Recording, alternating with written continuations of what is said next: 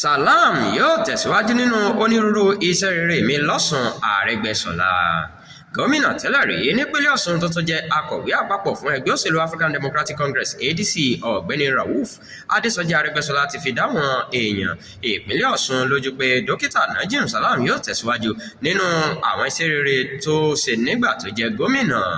Arẹ́gbẹ́ṣọlá sọ pé Salam ẹni tó jẹ́ olùdíje fúnpò gómìnà lábẹ́ ẹgbẹ́ òṣèlú ADC nínú ìdìbò gómìnà Ọ̀ṣun tí yóò wáyé ní ọjọ́ 15 oṣù kẹjọ ní olùdíje tó pegedé jùlọ fún ipò náà.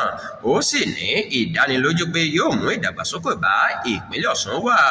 Nígbà tó ń sọ̀rọ̀ níbi ìpolongo ńlá tí ADC ṣe nílùú Ifẹ̀ ní ọjọ́ Ìṣẹ́gun Túsídẹ̀ẹ́ tó kọjá, Arẹ́gbẹ́ṣọlá sọ pé ẹgbẹ́ náà kàn sí ọ̀pọ̀lọpọ̀ ènìyàn kí wọ́n tó yan Salam gẹ́gẹ́ bí olùdíje gómìnà. Arẹ́gbẹ́ṣọlá tún fi dáwọn aráàlú lójú pé gbogbo àwọn iṣẹ́ àkànṣe tí ìjọba rẹ̀ bẹ̀rẹ̀ ṣùgbọ́n tíjọba tó tẹ̀lé Adégbóyèga Oyètọ́lá kò parí ni Salam yóò parí. Arẹ́gbẹ́ṣọlá tó sọ pé ìdí pàtàkì ìjọba ni láti jẹ́ kí àwọn aráàlú ní àǹfààní sí èrèjẹ ìjọba tiwantiwa.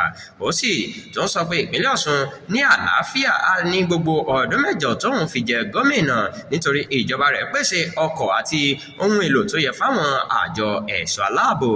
Gẹ́gẹ́ bó ṣe wí, mo ní ìdánilójú pé olùdíje nínú ẹgbẹ́ ADC yóò ṣe ju ohun tí àwa ṣe ní ọdún 8 lọ. Arẹ́gbẹ́ṣọlá wá ké sí àwọn olùdìbò nípínlẹ̀ Ọ̀ṣun láti dìbò fún ẹgbẹ́ ADC ní ọjọ́ ìdìbò kí wọ́n sì dáàbò bo ìbò wọn. Nígbà tó ń sọ̀rọ̀, olùdíje fúnpò gómìnà dókítà Najim Salam tó fi dáwọn èèyàn lójú pé ìjọba rẹ̀ yóò ti gbogbo aráàlú láì yọ ẹnikẹ́ni sílẹ̀. Ó ní ètò oúnjẹ ọ̀fẹ́ fáwọn akẹ́kọ̀ọ́ tíjọba Arẹ́gbẹ́ṣọlá bẹ̀rẹ̀ yóò padà wá tó bá wọlé. Ètò náà ló sọ pé ó ran àwọn obìnrin tó tó 3,000 lọ́wọ́ nípa ìpèsè iṣẹ́. Ó sì ní ipa ńlá sì ni ó jẹ́ fún ìdàgbàsókè ọrọ̀ ajé nípínlẹ̀ Ọ̀ṣun lásìkò ọ̀hún. Salam tó sọ pé ìlérí pé ìjọba rẹ̀ yóò gba ọ̀dọ́ 20,000 ṣiṣẹ́ láàrin 100 ọjọ́ àkọ́kọ́ tí ìjọba rẹ̀ bá bẹ̀rẹ̀. Ó tún ní owó tó tó bílíọ̀nù kan náírà níjọba rẹ̀ yóò yà sílẹ̀ fún ìrónilágbára àwọn obìnrin. Bákan náà, àwọn àgbàlagbà láti 70 ọdún sí òkè àti àwọn àkàndá èèyàn yóò máa gba ìrànlọ́wọ́ owó ní oṣooṣù nígbà tí àwọn aboyún yóò máa gba ìtọ́jú ìlera láì sanwó ní ilé ìwòsàn ìjọba. Salam rọ àwọn èèyàn láti má ṣe ta ìbò wọn kí wọ́n sì dáàbò bo ìbò wọn pẹ̀lú.